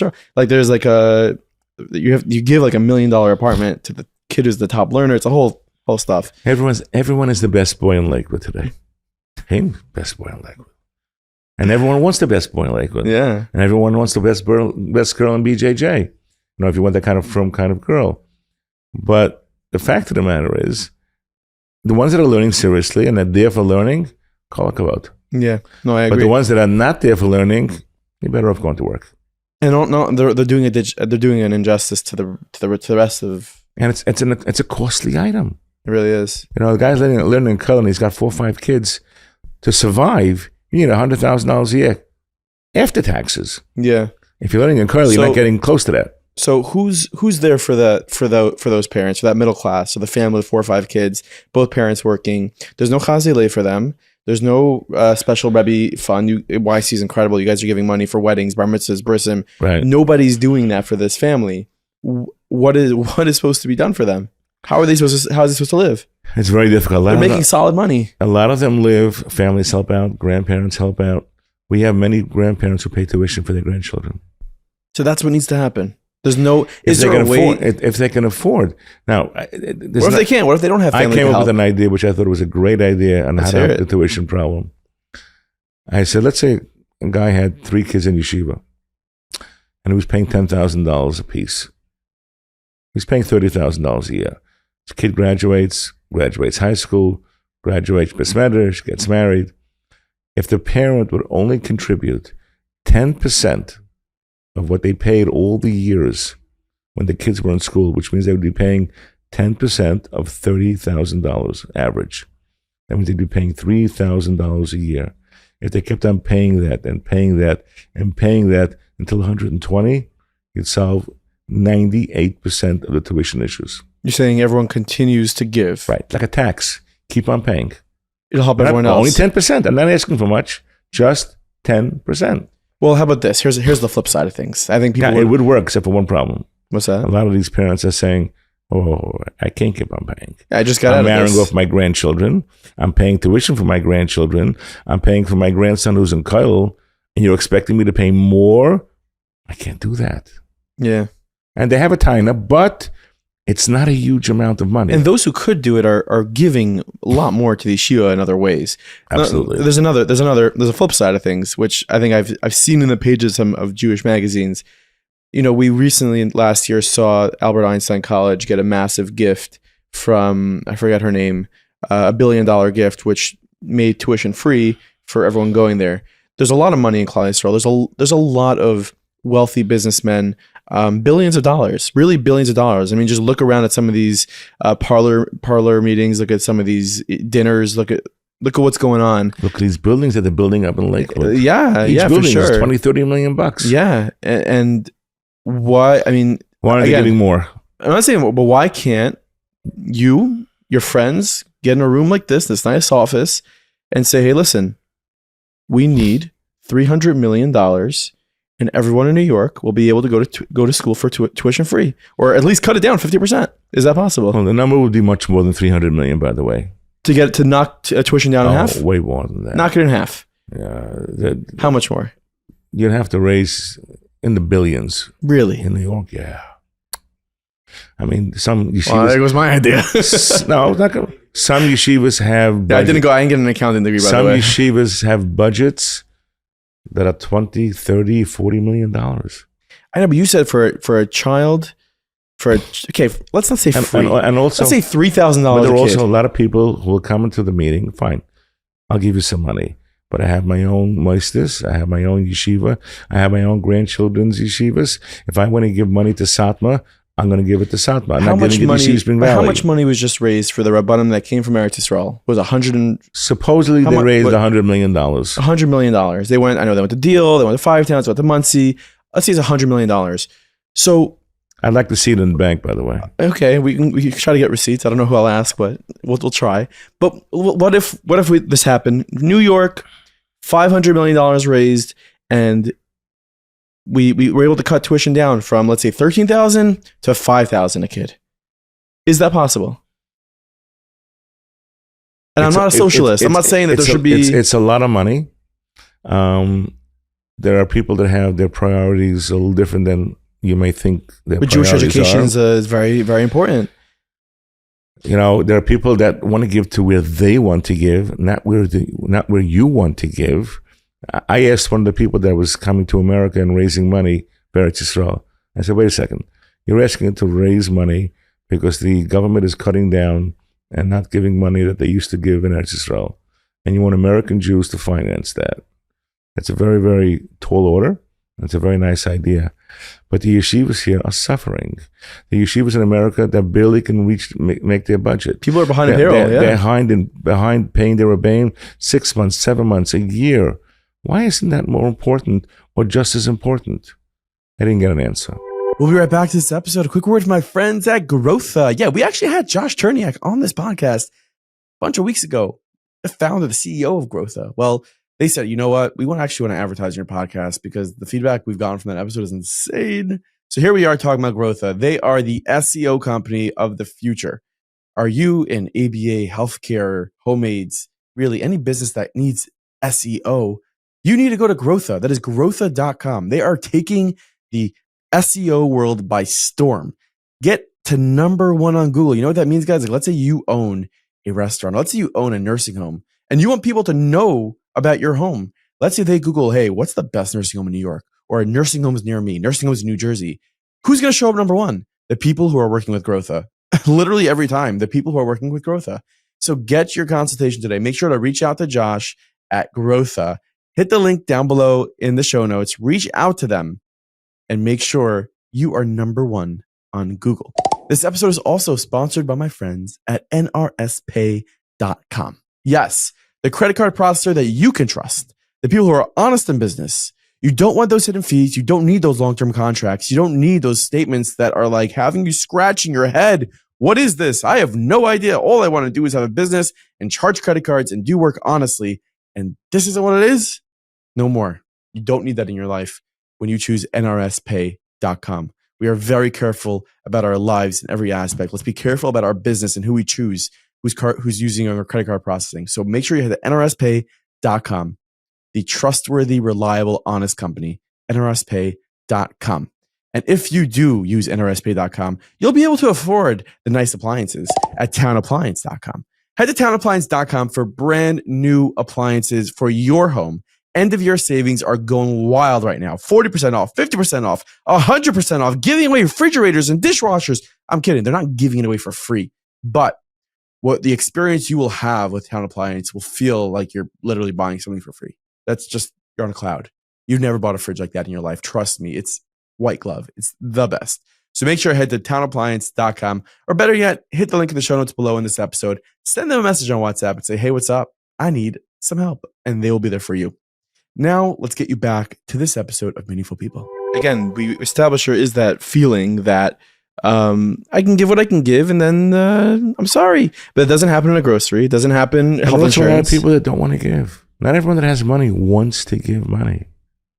That's on us. I mean, that's on us. Listen, there's another idea. You can just tax the kehillah. The kehillah has to have a bunch of rabbanim, and the community should be taxed. This is how much I expect from you to give out based on your income to yeshivas in America. But you can't get everybody to listen. People are not necessarily going to listen when somebody in Lakewood gets up and said, listen, the yeshivas in Lakewood are shortfall in their budget $50 million, $100 million. We want to come to Muncie and do a parlor meeting so we can raise all the money to, take up the shortfall that's in Lakewood. What are you coming to Muncie for? Muncie has its own issues. Go to Brooklyn. Brooklyn has its own issues. Every community has its own issues. Exactly. What are you coming here for? And not everybody's going to listen. Das Torah is Das Torah. So what if every community takes care of their own shortfall? That's the way it used to be in Europe. I feel like the Sephardi community is probably I feel like Rabbi Ozeri and Rabbi Mansour, they can get up there and they say, hey, listen. Most of the Sephardis only support their own meisters. They take care of each other. Yeah. And they have big meisters, they have expensive meisters, they have expensive buildings, but they do it. But that's the way it's in the Chassidish Kehillah too. If you go to Satmar, for example, whether you go into Zolonim or you go into Arainim, they raise money really in the millions every single year, which is why their meisters don't go down the tube. You know how much tuition in the Satmar yeshivas today? $600 a month. Wow. How do they exist? Nice. Now, they don't spend the kind of money that the mainstream yeshivas spend. I mean, have you seen, these buildings are beautiful. They spend. But they pay a Rebbe $35,000. So how does he live? They give him programs and this and that. So all government kind of grants, and they get certificates to go to groceries. They figure everything possibly out, and some of them don't make it. They borrow until they can't borrow anymore, and they live from their parents or their grandparents, or they're schnorring in shul every single day. All those guys going around the shul in the morning on Shachris, they make a living on that. They have to raise the money, whether it's for their own families or their relatives. It's expensive to live today, especially in New York. I know, of course it's expensive, but we have to make sure as a community that it has to be within limits, responsible. We have to be sustainable. So a couple of years ago, many years ago, they had takana weddings. Yeah, that I feel like that went way high. It was a great idea. Can't spend more than this, you can't spend more than that. So I once met a Rosh Yeshiva at one of the weddings, and there were around 10 or 15 Rosh Yeshivas or 20 who signed that kind of edict and so forth. And I went to a wedding, and one of them who signed was on that list. And I met out with them quietly, and I asked him, why is the Rosh Yeshiva here? You signed takanas that they can't do this. This is a really high-end luxury wedding. So he told me, how can I not come? Right. This man gives my yeshiva every year $250,000. Well, then if the man had respect for the Rosh Yeshiva, then he wouldn't make that type of wedding. Or at least understand. Let me ask you a question. They kept on coming and they kept on coming. They all had different kind of excuses of why they have to come to that particular wedding. That's why the kind of weddings went nowhere. They still have it today, but it's made for people who just can't afford, which is a good idea. I do remember during COVID, they tried doing that. If you were to make a wedding, really nice wedding for a kid, a grandkid, Right. and a mice that you give money to, the Rosh Yeshiva didn't come because it was over the top. How would you feel? So let me tell you what I did with my weddings. I made 4 weddings tonight. Every night that I made the wedding, that particular night, I made a wedding in Eretz Yisroel. And I gave money to somebody who made sure that somebody got married off somebody who couldn't afford. That's beautiful, but some would push back and say that doesn't solve the issue. You know, when they came out with the kind of weddings and people started saying, well, my neighbor next door is making a fancy wedding. How does it look if I make a Shabbat wedding? I told somebody for a joke, you know what? The guy next door has to understand that he doesn't make a living like the other guy. And he can't make that kind of wedding. There are Shirim and there are Aniyim. Would you be understanding if Rosh Yeshiva didn't? And I told him, you know what? Maybe you should give the guy some money and let him go to a psychiatrist and find out why he can't make the wedding like the guy down the block who's making millions of dollars every single month. You can't, the Jonesy kind of attitude. I know, we're not socialists. Someplace. We're not doing so. I'm totally with you. Socialism, no. But would you understand if the Rosh Yeshiva didn't come, given that he signed a certain letter? Yes. Okay, that's all. That I respect. I respect. If he signed it and he believed so, 100%. I have no problem with that. I hear. But it didn't happen. It really didn't, not necessarily to me, to anybody else either. Do you feel that whether it's the Moetzes or Rabbanim, Das Torah, whatever, maybe community-based, they need to get involved in this issue and get in a room? Unfortunately, but this is the way the world runs today. When they make a parlor meeting, they don't go to a guy who's a poor man who's coming. They have to go to a guy who's got a fancy house. People want to see his house. Someone who spends money on cars and spends money on vacations and spends. It is. Every yeshiva lives off the rich people, not off the poor people. It's the way the world runs, and unfortunately, most of the rich people get more of the cover than the people that are not rich. Yeah, I want to see yeshivas. Who do they make guest of honors at yeshivas? I want to start seeing yeshivas. Maybe not the guest of honor, but at least honoring one. Honor the guy who made a Sima Shas, who lives in a 3-bedroom apartment, who can't. Honor him also. I think you're right, but it should be a thing. Unfortunately, that doesn't bring in much money. So I'm uneasy right now, and I think people at home might be also, because we didn't really.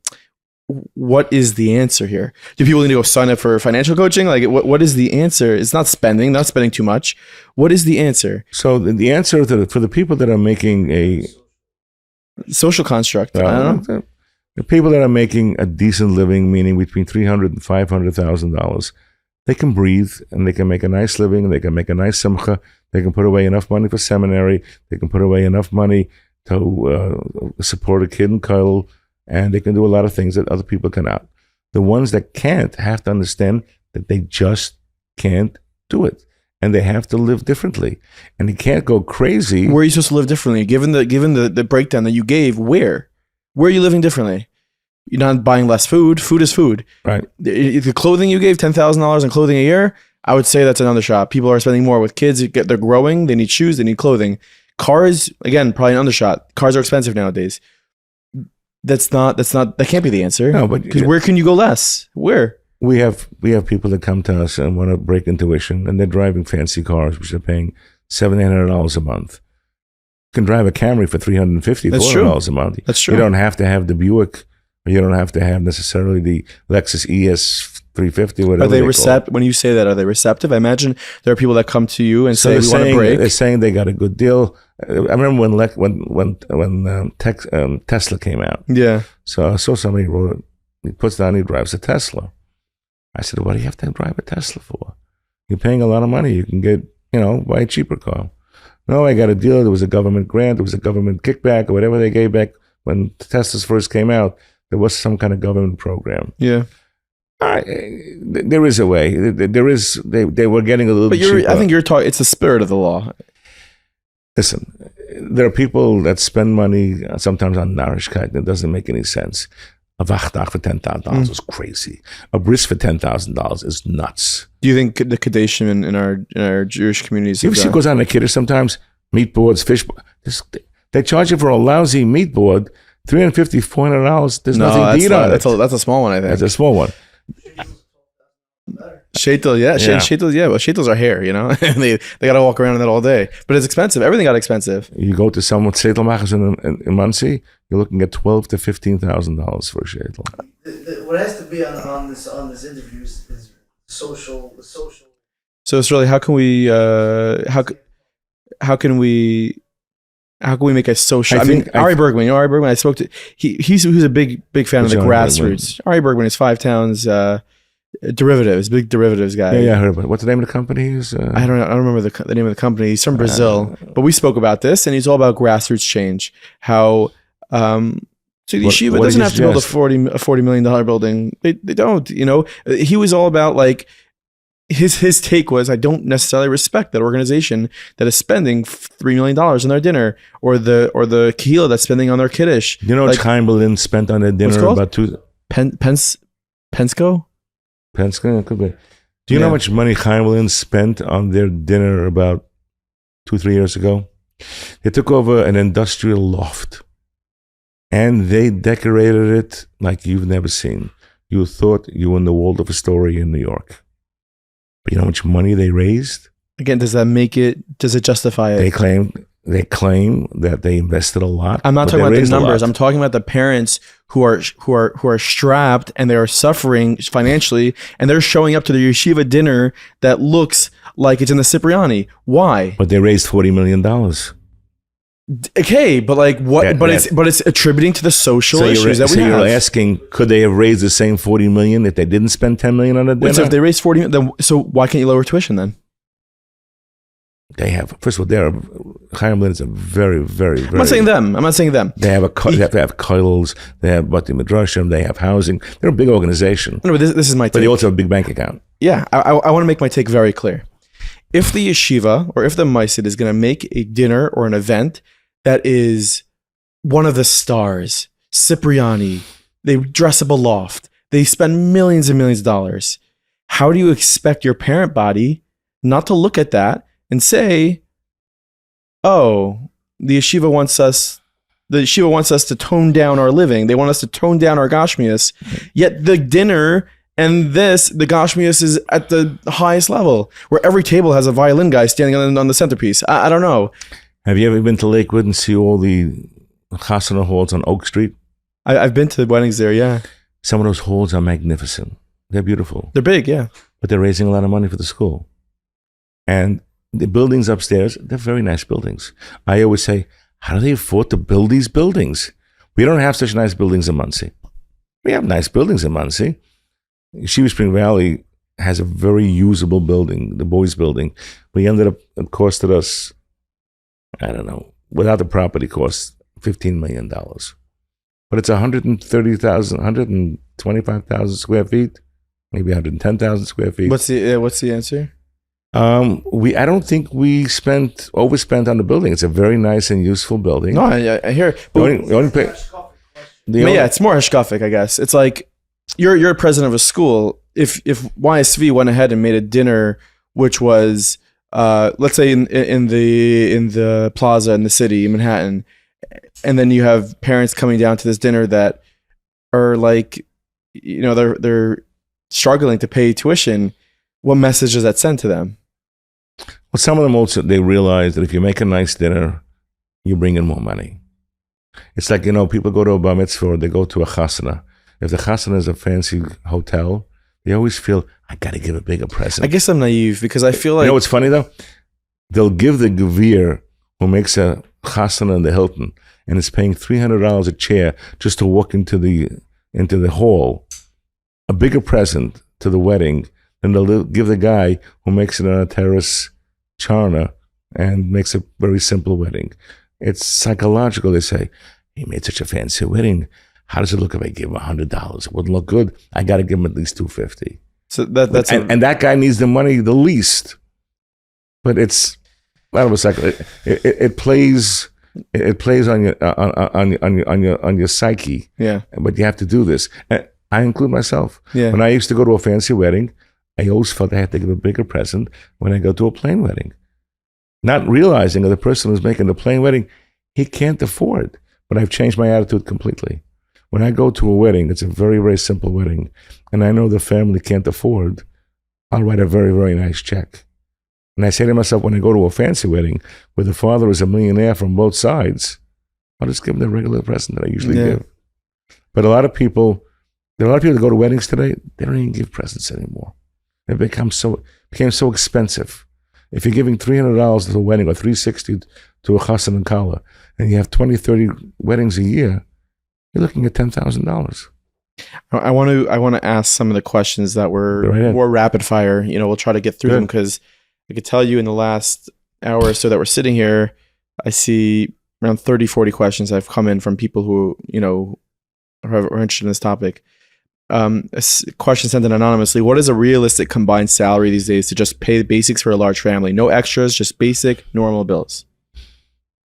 It's got to be $300 to $350 a year. People are going to be freaking out from that. That's a lot. But it's the real number. What are they supposed to do? What are people supposed to do? Like, get third jobs? A lot of them can't own houses. They have to rent houses or rent apartments. A lot of them... Okay, well, that brings us to the next question. A lot of them can only do... Another anonymous one. Mm-hmm. Does the unaffordable housing crisis fit the topic? I've been desperate to move because renting a house that's falling apart but can't afford to rent or buy because every house is way more than $3,000 a month. Most of us in Lakewood don't make enough to pay that, plus tuition, plus food, forget everything else.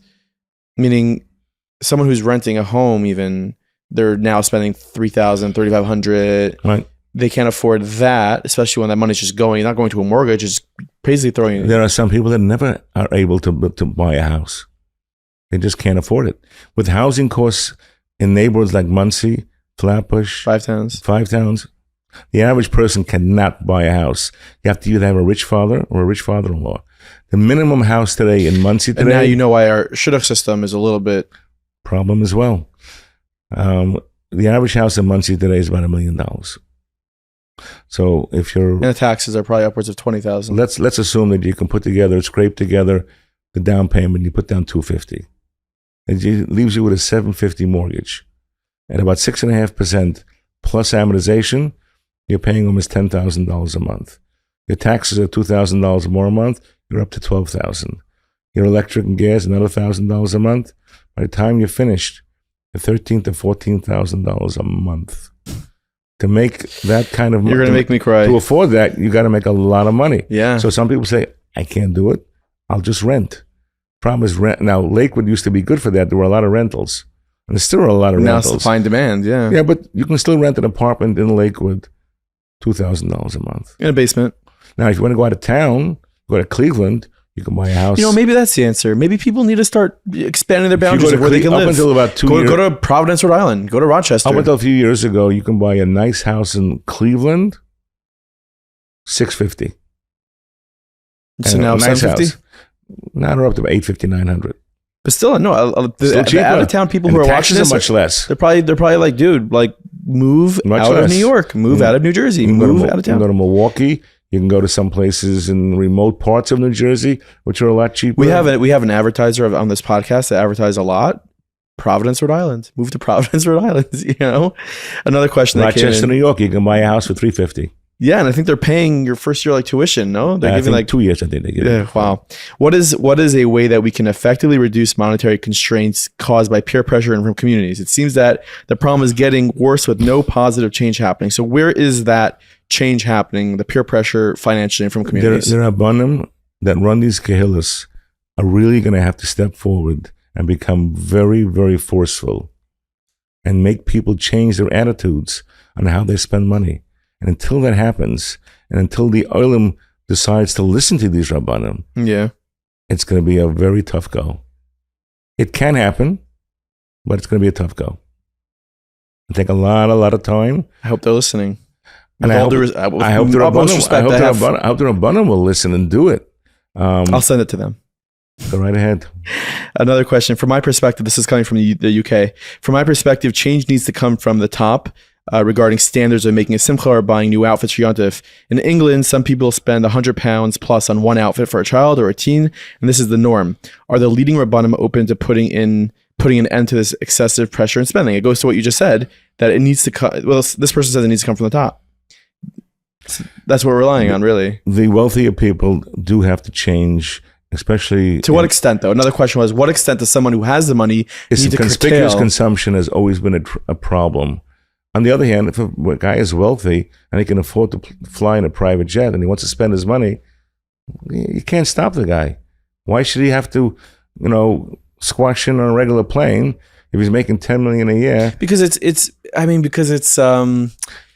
what's the word? We're Jewish. We're from. We care for our brothers and sisters. Could you go over to a guy and tell him, listen, I know you're a billionaire, but you got to fly regular. No, because you got to fly economy. Because he doesn't have the same sense of brotherhood that we have for our Jewish people. Let's go to El Al. People are sitting in business class. They're paying $10,000 a seat or $8,000 a seat. They'll go to the Waldorf Hotel, okay, in Eretz Yisroel, and they're going to be paying $600, $700, $800 a night, okay? Do you have to stay in the Waldorf? You can stay in the Plaza for half the price. Again, so the question was, one of the questions was, like, what extent? Look what happened to Seared Restaurant in Lakewood. They closed up. They sold out to another company. Yeah, I saw that. $16 drinks for a bottle of water or a Diet Coke. But as long as, but you go into the restaurants in Lakewood and in Muncie, and people are paying at least $250 per person, oh my gosh, and they're jam-packed. Why are they jam-packed for? The restaurants are all making, and some of them are not making money, but the majority that are catering to the rich people are charging those kind of prices. You have to go in, you want to buy a steak, okay? Steak's going to run you for a good top of the aged steak, $110. People don't even blink an eye. Can you tell them not to eat? Fair culture. Can you tell them, you know what? You can't buy them. Buy a quarter of a chicken and pay only $20. Well, we can. I mean, someone who you consider and say that's not responsible. That's not responsible living, is it? I think there has to be an education to the people that can't afford. That you don't have to afford. You can't follow the people that can. The Bnei Shalom creates parnasa for each person. And by the way, they both come with their set of challenges. The person who could afford it and the person who can't afford it, and not one is better than the other. Do you know how many times I get solicited a week? How many times do you think? 100. I'd say 50 to 60. You know how many emails I get? I can make it 100 if you really want. You know how many emails I get? How many charity.coms or Raisits? Does it bother you? No. You feel I fortunate. can't handle them all. You feel fortunate. I give it to my secretary. And I said, Rivki, anyone you get, she has every email that I get, she gets. Every email that I get, my CFO gets. Right. Okay? And they know what I'm getting. And I tell them, and I go through some of them during the day. I tell them how much to give. My secretary here, when she first started with me, I hired her to really organize my office. I was in disarray completely. And I told her, once a week, you'll take care of my charity account, and you'll write out tzedakah checks. And that'll be it. This is about 12, 13 years ago. Now, from the 4 days that she comes, 3 days she's running my tzedakah account, and 1 day she's organizing me. And you feel fortunate because of that. Like that's if I can give, why not? Yeah. Something they say an old joke. There's no pockets in tachrichem. You can't take it along with you. Yeah. There's some people that die with millions of dollars in the bank. Who are they leaving it for? The children are fighting over it. You might as well give. They used to say in Yiddish, "So allemaal besser zu geben mit der warme Hand wie a kalte Hand." It's always better to give with a warm hand than a cold hand. Why wait? Yeah. You can't take it with you. You might as well spend it. 100%. Give it to your kids. Give it to your organizations. Give it to people who could use the money. That's the way people are. Another different. question that came in. There seems to be a pressure to make large donations to organizations due to peer pressure and don't pay tuition or basic bills. How this meaning he's describing someone who will make a nice big donation to an organization, but they're not paying full tuition. And they're on credit card debt. So Bali Tzedakah have different things that they like to give to. Yeah. There are many millionaires that give only to Meisters. There are many millionaires that say, you know something, I only give to Nitzrachim, private people. Yeah. There are millionaires that will only give to certain organizations. Let's take an organization like Bnei Erlam. Yeah. It tears at your heart. Yeah. So they raise a lot of money. RCCS, people that are sick, people who give a lot of money. People who give to Kollel. They would rather give to Kollel and spend a lot of money giving money to Kollel than give it to an elementary school. An elementary school is the most difficult organization to raise money for. People would rather give to Kollel. They'll give to Bati Midrashim, people would give to BMG faster than they would give to a regular, normal, everyday elementary school. Because BMG is BMG, it's got a name. We'll give to the Mir has a name. And they have the right to give it to whatever they want. And they also need the money. Don't get me wrong. But there was once an article written many years ago, of all places in the Jewish press, and I think Marvin Schick wrote it. He said, if you don't support the elementary schools, you'll never get to the high schools. And you'll never get to the Bati Midrashim. You got to support the elementary schools because they're dying. And they are. A lot of yeshivas are literally not reaching their budget. And they are so behind the eight ball. I sit in meetings with people. There are yeshivas that haven't paid for 7 months, 8 months. In Muncie alone, 3 schools closed up last year because they couldn't pay. And this year, there's going to be more. That's a problem. That is. It really is. The last thing I want to ask you, and I'm very appreciative for your time. I hope that we're really making headway here and people can have some menucha in that. I just wonder if people would really go, if the Kehillah had control over a segment of the population that they live in, and literally tax the people. Let's say you're earning X amount of dollars. Your tax is 3%. You're making $500,000, your tax is 5%. You're making $1 million, you pay 7%.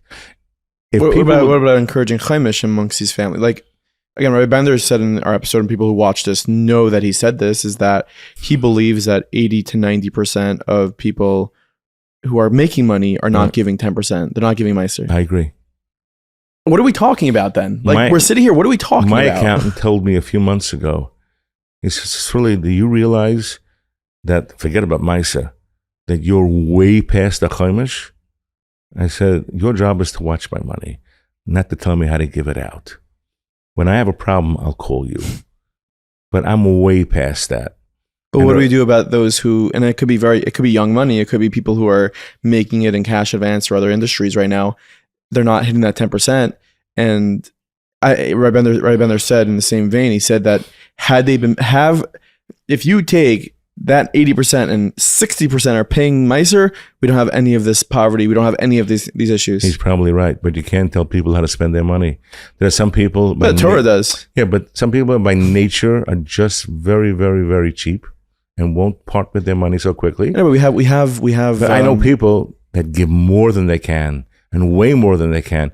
We thought in Yeshiva Spring Valley one time to send out letters to people who are paying full tuition to thank them for extending themselves and paying full tuition. I decided against it. And you know why I decided against it? I said to myself, fine, they should be commended. They're paying full tuition.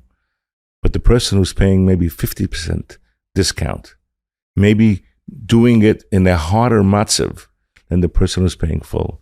And I felt that they would be slighted. And I think I'm right. And that's why you're in the position you're in, because you have that sensitivity. I think that the person who's making $100,000 and paying 60% of what I'm asking for tuition should be commended for paying the 60%, just as much for the guy who's making $500,000 who's paying full tuition. But then there are people that saying, why are you charging me so much money? Yeah. You're charging me so much because there are people who can't pay.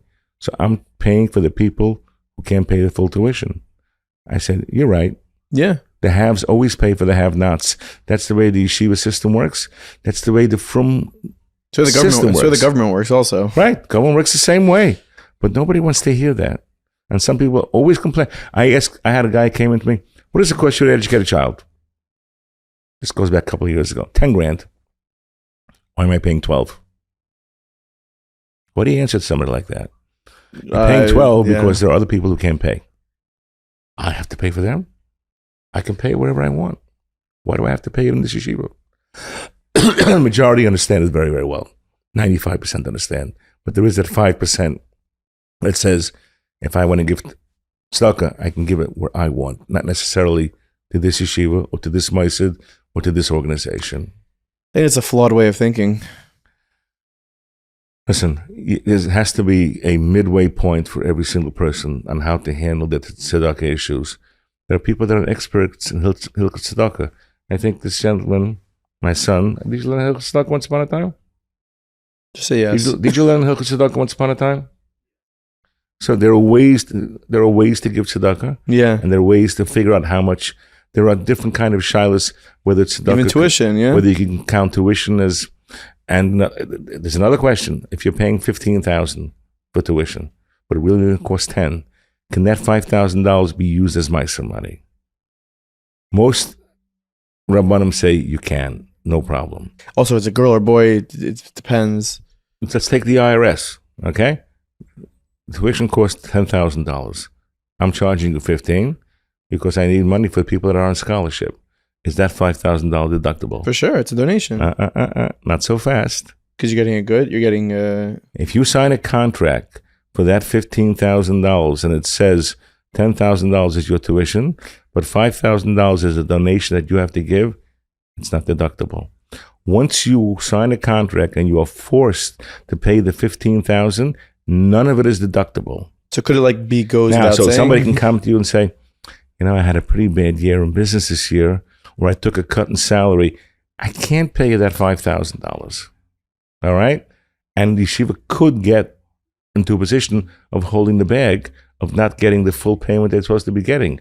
But if it's written on the contract, okay, that you're paying $15,000, there's no IRS deduction.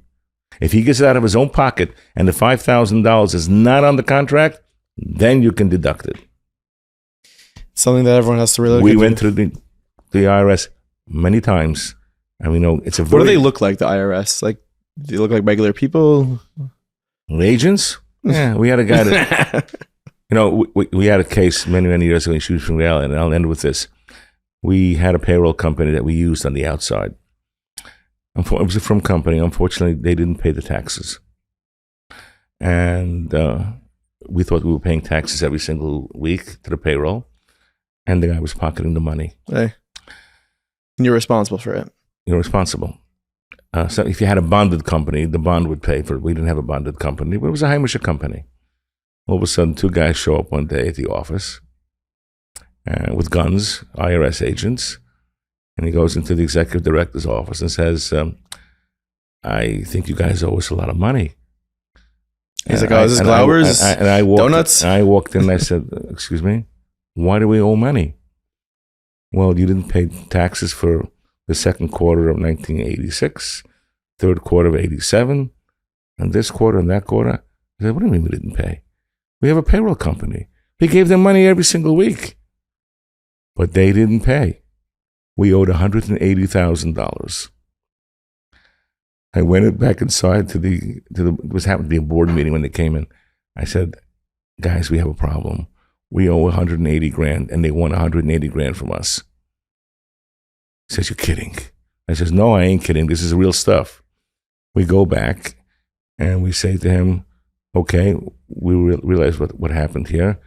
Can we pay it over payments?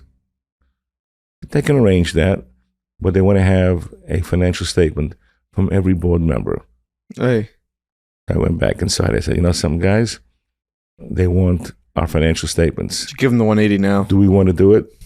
And they all said, no, write a check. And we couldn't afford it. We had to borrow money to pay the $180,000. Wow. But we paid. There were meisters in Lakewood that were out $300,000 and $400,000. Wow. So the IRS is not simple people to deal with. Yeah. They can look scary sometimes, but again, to put it in perspective, let me give you the whole thing, what I believe. I believe still that there is hope for Klal Yisrael, and I believe that we can get our finances in order, and I believe we can get people to pony up and pay the expenses for people who can't.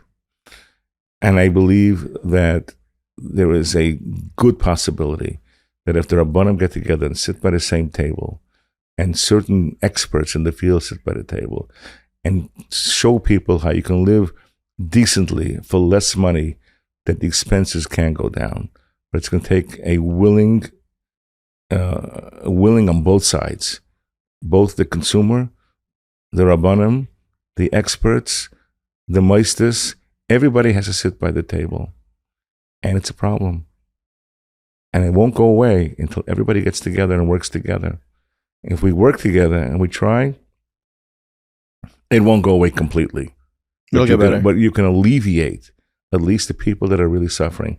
And let me tell you, you sit in this office just for 3-4 weeks, you'll see how many people come here. And I'm not the only one. I'm only a small guy in the totem pole. People that will tell you stories, your hair would stand up. They have tsaras, money problems, health concerns, children with disabilities. I'm on the board of Ohr V'Daas. Just go there for a visit. When you come out, you have no money problems whatsoever. Yeah. Everything is fine and terrific. The special and needs there's no school, issues. right? You see kids that you could not believe what parents go through. And most of these parents don't have money. I don't know why, but it seems that most of the parents that had these kids, I don't know, it goes together with no money and no parnasa. You have people that have 2 and 3 and 4 children in one family. They're autistic. They have physical disabilities. They have mental disabilities. They're wheelchair bound. You know what this does to a family? Yeah. It's unbelievable. And it's cost fortunes. I raise money for Ohr V'Daas. Listen, Colel Yisrael is amazing. The fact that we're able to do what we're doing, I and raise this money, whole, I raise money for Ohr V'Daas. I raise money. I'm the president of a Masifta in the Windsor. I'm the president of a yeshiva in Eretz Yisroel. And I'm involved probably in at least, I don't know, 12 to 12.5 organizations. I hear, I see, I know what's going on. I try. It's not easy, but I do at least what I can for Colel Yisrael. And I think people who sit in the background and don't do anything, they're making a big mistake. time to step up to the plate. When you get up there, they're going to ask you a lot of questions. And if you haven't got some of the answers, I got to tell you one interesting story. There was a parent in Yeshiva Spring Valley who I gave him a break. He was making about $300,000. And he wrote me a letter not long ago. He's probably, maybe he'll listen, he'll hear this. I felt terrible. He basically told me that he can't pay what we asked him to pay. We gave him quite a bit of discount. And that he's not Michael me. And when I get up to Shemayim, they're going to have a taina to me. In 40 years doing this, I never received such an email or a letter. I felt terrible. And either he's misguided or there's something wrong, because I did give him a break and I felt we were very fair. And 98% of people who pay tuition at our yeshiva, when they walk out, are happy that they paid what they paid. And if your yeshiva does a good job, they pay it more freely. If they have tainas to the yeshiva, then it gets a little sticky. But if you run a good ma'aseh, then the way to get parents to appreciate your ma'aseh is run a good ma'aseh and run a good yeshiva. And then they'll pay the tuition that you're asking within reason. Yeah. It works very well. If you're not doing such a hot job, people say, what am I paying for? Yeah. They don't do this, they don't do that. There's no this, there's no that. I did see a letter on your desk. You mind if I read it? Sure. I want to read it because I think that it's a lot of the stories we hear are the not always the greatest stories, but this letter on your desk is a big thank you. I'm gonna post it, like, if we could post it on the screen also.